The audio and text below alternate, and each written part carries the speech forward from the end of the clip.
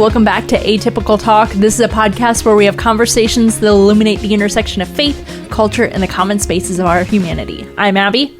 I'm Allison. And I'm Brooke. It is a girls' takeover today on the podcast. Let's go. Joel will find out about this when it comes out, but maybe he'll regret it. Who knows? Chances are high. Yes. What he gets for going on vacation. Exactly. So before we get into our first topic, which is about hobbies, I wanted to ask, what hobby do you wish you had time to learn? For me, I start hobbies all the time. You do? And then just don't finish whatever I want to. I feel like that's pretty typical of people, though. Yeah. Yeah. I hear of a lot of people that have like craft supplies and stuff like that from projects they've started and never completed. Yeah. So what kind of stuff have you started? Well, like I have a sewing machine and I tried to make a few skirts and then I was like, oh, I don't like how these look, and just never turned it back on and things like that, or like cross stitch and just stuff that I see. I'm like, oh, that would be fun. And then I get into it. I'm like, oh, I'm so bad at this. I just want to be good at it as soon as I start. Yes. Nick gets so mad at me because we used to go golfing all the time, but I would get so mad because I wanted to be good. Like, it shouldn't be this hard, right? Like you're swinging the club, you hit a ball, it's supposed to go in the hole. Okay, I can do that. I in fact could not, and it was infuriating. But so we bought Lauren, our youngest, a electric guitar. I don't know, several birthdays ago now. I can't even remember. She's never picked it up, not one time. Never strummed a single chord or whatever you do on the guitar. I've never played a guitar in my life. So I'm gonna learn to play it.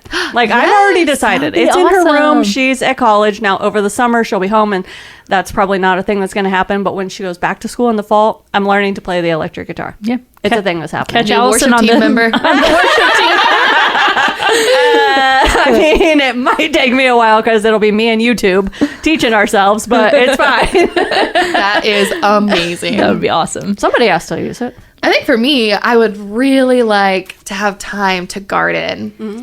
I also don't really have a very big yard, so that's kind of also a requirement for gardening a little bit. But not necessarily. Do a raised bed. That's what we have. yeah, we could do a raised bed. Also because I don't like to bend down on the ground. Well, I'm old. I am only a little old, and I don't want to bend over on the ground. So yeah, I would love to garden. My husband, Matt, really likes to play golf. And so I have thought so many times, maybe I should pick up some clubs. But then we went to that golf simulator and I was really bad. So I was like, maybe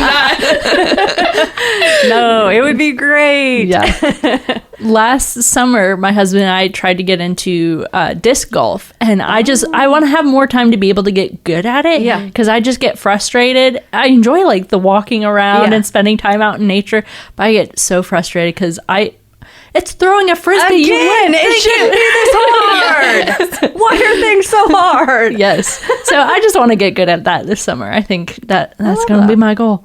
Yeah. I love that. That would be great. So our first topic today, it's a Washington Post article titled, "We Should Be Living in the Golden Age of Hobbies. What Happened?" The article discusses the decline of hobbies and leisure time in modern society, despite predictions by 20th century thinkers that technological advancements would lead to increased free time. It explores how factors like the demands of work, the allure of streaming and social media, and the pressure to monetize passions have made it difficult for people to cultivate hobbies. However, the article also highlights a growing trend of adults rediscovering the joy and discipline of hobbies, from community theater to adult gymnastic classes. The article emphasizes that hobbies can provide a sense of flow, joy, and personal growth, and encourages readers to embrace the freedom to pursue activities that are their own reward. So do you think it's important to make time for hobbies, and why or why not? I definitely do.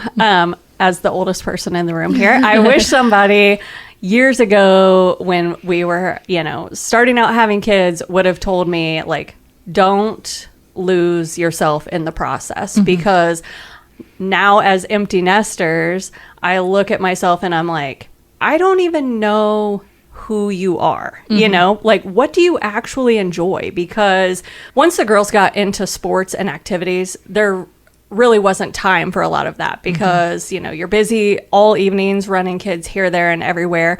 Or the mom guilt inside of me was like, no, you don't have time to go golfing for 4 hours. Like, your kids need you, which is true, right? And I felt like I needed to save those times for when I actually needed a babysitter, like when school closings happen and stuff like that, instead of just asking for one so I could go do something fun, you know? But again, that was just, I put that on myself. Nobody ever told me, like, don't ask me, you know, kind of a thing. But I think just as moms naturally and as women, like, we just feel like we have to take care of all the things. And so we do that, and then to a detriment of ourselves. And so now I am just kind of looking around like, what do you even enjoy? Because I don't know, because I've never had time. So hobbies are very important. And that is one of the things now, like when I come across young moms or like go to baby showers and stuff, and they're like, what's one piece of advice for the mother? I want to always say, like, make sure you take care of yourself and don't lose yourself in the process, because you will get 18 years down the road and your kid will move out. And then you're like, who am I? You know? Yeah. So, you know, and also letting people know that, like, taking care of yourself is not selfish. Yeah. Like, going to the golf course, you know, for a little bit to get some fresh air and some time to recharge is not selfish, despite what your brain and society, you know, tries to tell you. Yeah. I think that they are important. And as a mom in the newborn and toddler trenches right now, I hear what you're saying, and I'm like, yeah, that sounds great, but how? And I want to do that, but how? I mean, between like my husband and I both working full time, and then, you know, getting our daughter to a couple activities that she does during the week, and then by the time we get home and get the kids to bed and it's 9:00, and I'm like, I just want to go to bed.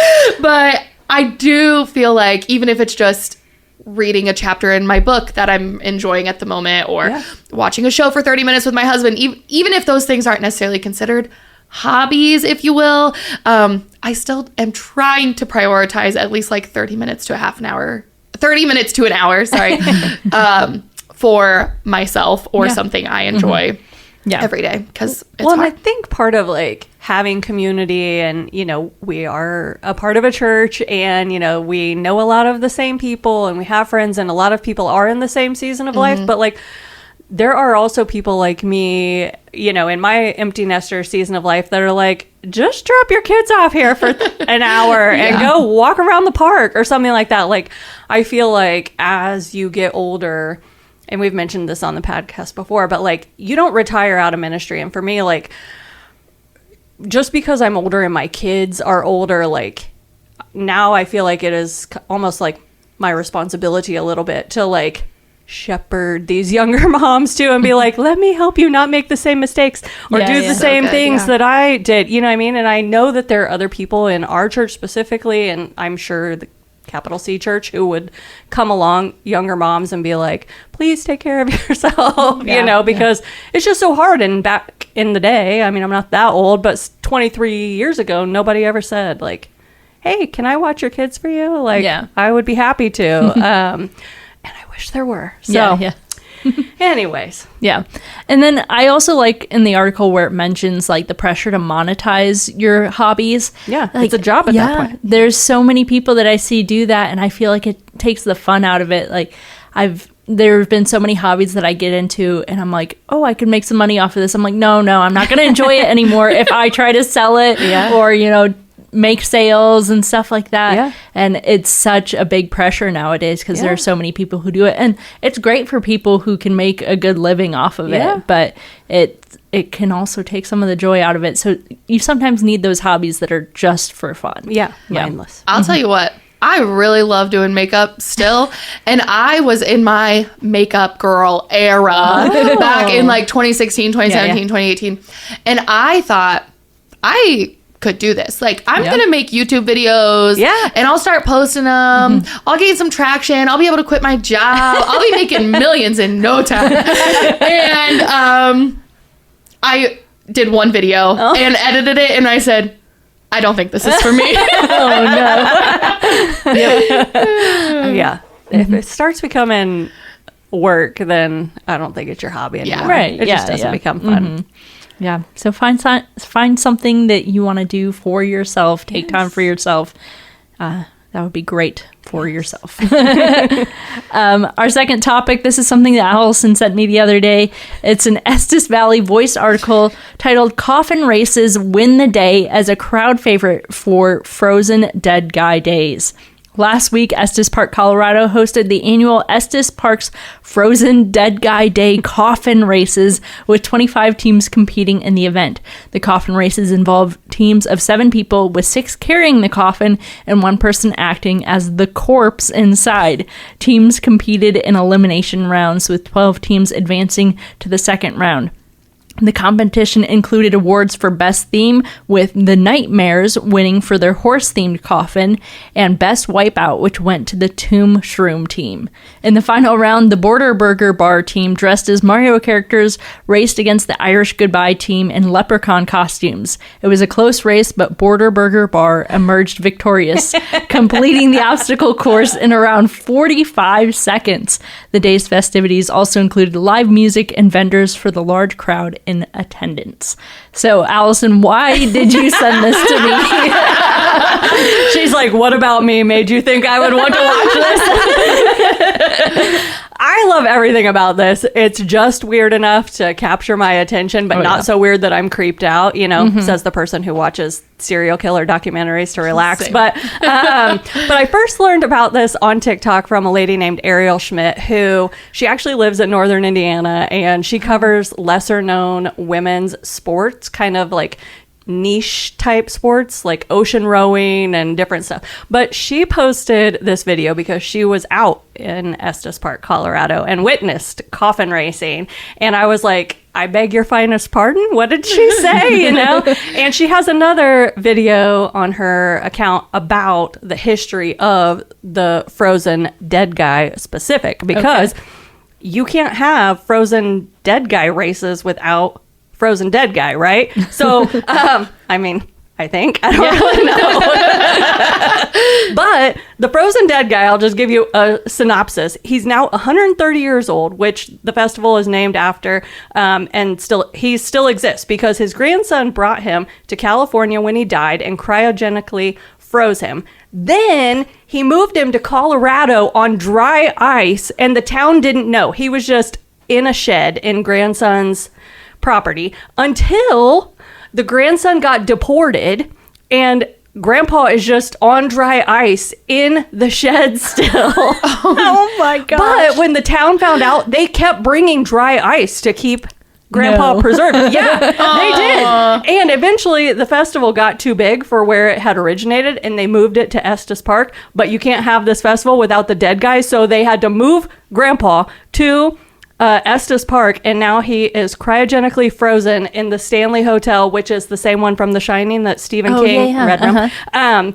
And where he shall remain for all his days, or until the electricity goes out. I don't know how cryogenically frozen people actually work, but it's a little sus for me. But I was fascinated, as you can tell. Oh my gosh. I love weird things, and what the heck?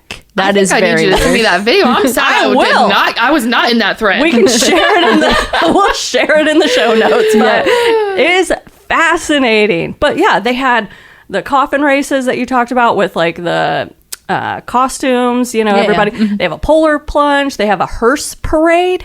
A parade of hearses. Oh my gosh. Yeah. I'm like, what? And then Frozen Dead Guy ice cream, which I guess Glacier Ice Cream is headquartered in Colorado and makes a special flavor for the festival. And I meant to look it up and I forgot, because what would that even be? Yeah, I'm a little concerned. What's Frozen Dead Guy? I do like ice cream. Yikes.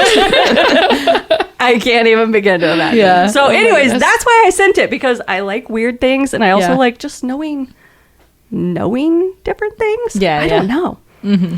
You never heard of this? Coffin races? Never heard of coffin races. I think we need to sign up. There's 7 of us on staff. What could possibly go wrong? We need to do that next year. I want to be the guy in the coffin. Yes.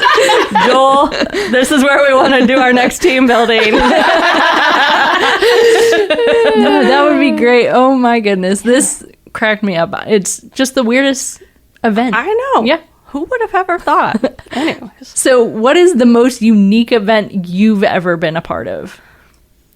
Listen, I've been thinking about this question for a minute. And I don't know that I've been a part of anything super unique. Yeah. Not like this anyway. Neither has.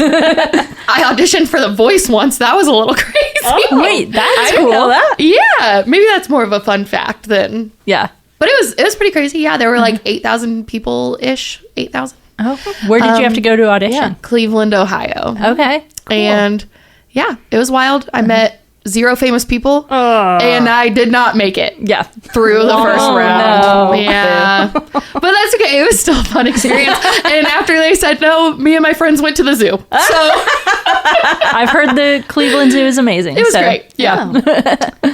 I know. I also was trying to think of like weird things I've been a part of, and again, it's not, I don't think it's super weird, but back in, I think it was like 2003 or 2004, there was a group of us who brought the soapbox derby back to Kokomo. It had been in Kokomo like decades prior. And so brought it back and ran some races, and then took our winners to Akron, Ohio, to the National Soapbox Derby event. And looking back now, I'm like, that was a little weird, but it was great in the moment, and it was fun for the community. But yeah, when I look back now, I'm like, why did we do that? That's so fun. That's awesome. What about you, Abby? So my parents live in a very small town called Grand Rapids, Ohio, and they have a yearly apple butter festival, as all small towns have some kind of festival, you know. Yes. And it's not super unique, but they do like historical reenactments, and they have a giant pot of apple butter that they make in front of town hall, and you can get Like fresh. a cauldron? Yes, a giant cauldron of apple butter. You can go stir it. You can buy a little jar of it. It is Everybody's amazing. hands are stirring this apple butter? It's a giant stick thing to stir it. So, I mean, your hands aren't getting anywhere near the apple butter. I'm but, like, I'm out. but the town is buzzing with wasps the entire day because of the sweet apple butter. So that's the only bad part about it. But You know, I was going to so much say fun. I would love to go. Yeah. But Now I'm out. You said wasps Yeah. and count me out. Yeah. Can you just bring some back next time? Okay. That would be great. Yeah, because we have like blueberry festivals and stuff like that, which I also love. So Yeah. I guess maybe this isn't weird to me, but maybe for other people. I used to attend a Wizard of Oz festival every year. They don't do it anymore. It was in Chesterton, Indiana. I know you two work with me, so you are not surprised in the slightest. And I really hate to brag, but I did win a Dorothy lookalike contest. we need the, like a many moons ago. I was in the Cocoa crown. paper, and I do have it matted and framed. So Oh my love goodness. that. I think we I'll need bring it that in. photo in the show notes. Yes. we'll hang it in the office hallway. Okay. Please. Perfect. Please. Oh my goodness. So our last topic today, it is a Relevant magazine article titled "Why Young Women Are Leaving the Church More Than Ever." The author discusses the surprising trend of young women, once the demographic most likely to participate in church life, now leaving the church at higher rates than their male peers. This shift has been observed over the last few years, with women consistently attending church less frequently than men. The reasons for this disengagement are complex, involving factors such as changing gender roles, women feeling left out of traditional church structures, the impact of the pandemic, and a desire for a faith that connects with their real lives. While young men are becoming slightly more engaged in faith communities, the overall trend suggests that churches need to rethink their approach and recognize that the old assumptions no longer hold true. The rise of spiritual openness among young people presents both a challenge and an opportunity for churches, as they risk losing a demographic that has traditionally been the backbone of the church. The data suggests that Gen Z women aren't just rejecting church, they're rejecting the church's failure to engage them in meaningful ways. They're skeptical of empty platitudes, they're exhausted by unpaid emotional labor, and they want a faith that actually connects with their real lives, not just a repackaged version of their grandmother's church. So do you agree with some of the author's assumptions as to why women are leaving the church? Do you have other things that you think might apply here? Yeah, I agree with a lot of what the author was saying. I think just naturally in society, women have been seen as like the nurturers and the caretakers and the behind the scenes doers of all the things from, you know, in the church, like playing the piano or the organ to serving solely in kids programming. They're, you know, they're the people putting on the funeral dinners or caring for shut-ins, rocking babies, coordinating community outreach, these kinds of things. And I think now, thankfully, in my lifetime, typical gender roles have kind of shifted. Yay, right? Yeah. But that has also left some people just not knowing exactly where they fit in. And I think that is more so for women who maybe don't want to rock babies. Like, you won't find me serving in kids unless, you know, something has gone terribly wrong, right? But I think that just leaves people very confused. And I think as more women are encouraged to use their voices more at tables maybe they weren't previously allowed to sit at, the church has been a little slower to kind of adapt to that change. Not ours, obviously, as there are 3 women in leadership who took over the podcast today without asking a single soul, let alone a man. But for, you know, strong women in churches where they feel voiceless, you know, where do they fit or do they fit? And for me, the answer is yes, but I can see where it would be way more challenging to figure out where you fit if you don't have a community like ours. So I don't know. I thought a lot of the same, what you're saying, Allison. And I think about like how much people have to give up to volunteer in those spaces. Like, even if you're just serving on a Sunday morning, like you have to be here early and stay a little late. And then hopefully you're still attending a service as well. So, I mean, your whole morning is kind of eaten up. And a lot of times I think, people are feeling underappreciated and undervalued and not honored in the way that they deserve to be. And so I know, like, when I am not feeling valued, it's like, well, why am I here and putting in all this effort for nothing? So I think something that as the Big C church we could do better in as well is just you know, appreciating and honoring people where that's due. And volunteers are a big part of that as well. So, yeah, we were at a conference recently where Derwin Gray, who's a pastor, author, former NFL player,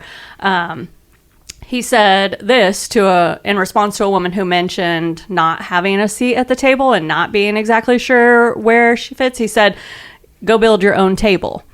And at first I was like, that's really easy for you to say, Mr. Man, with, you know, all the influence. And, but the sentiment is the same. Like, maybe you can't go start your own church. Maybe you can't build your own table, you know, but maybe you find a church or a community where you can support the mission and the vision in a way that, like, feeds your heart and, like, sets you on fire. Because whether that's serving in the production booth, which is where I actually started, I did not start serving in kids just because I'm a woman, you know, those kinds of things. But, like, maybe it's a camera. Maybe you love DIY and building things. And so maybe why can't a woman be on the maintenance team, or, you know, those kinds of things?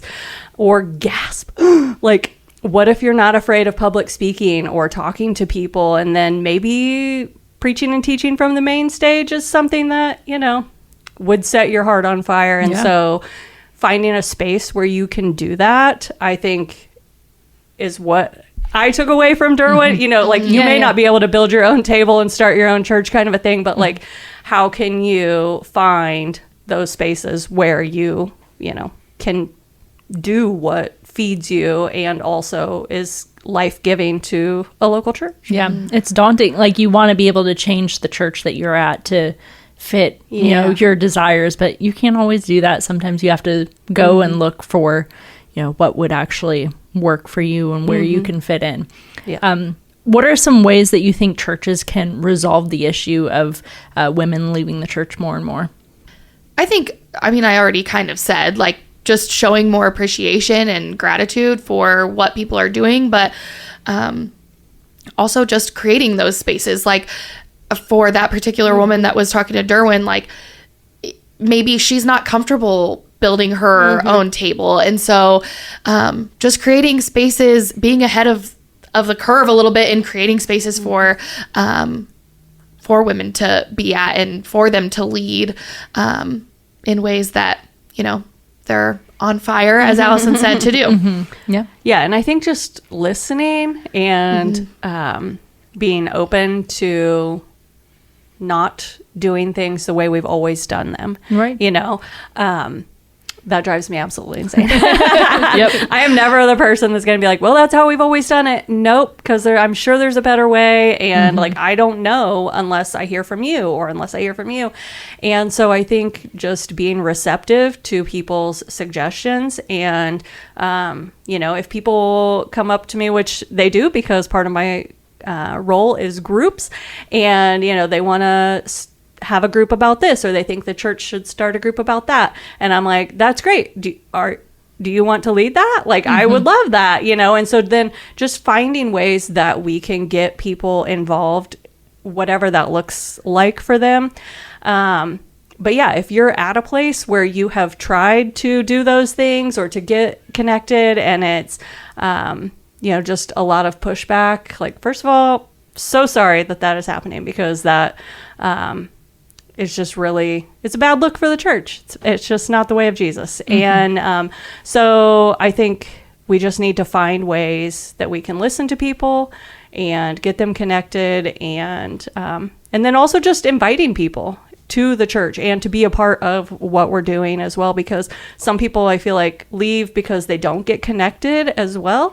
And that hurts my heart too. Yeah. Well, that is it for this episode of Atypical Talk. If you have any topics that you'd like us to talk about or questions, you can email those to atypicaltalkpod@gmail.com. You can follow us on Instagram, Facebook, and TikTok at atypicaltalkpod. Make sure to subscribe on your favorite podcast platform to get updates when new episodes go live. We hope that these conversations today have helped you think wider, love deeper, and partner with God to bring the up there down here in your everyday life. Thanks for listening.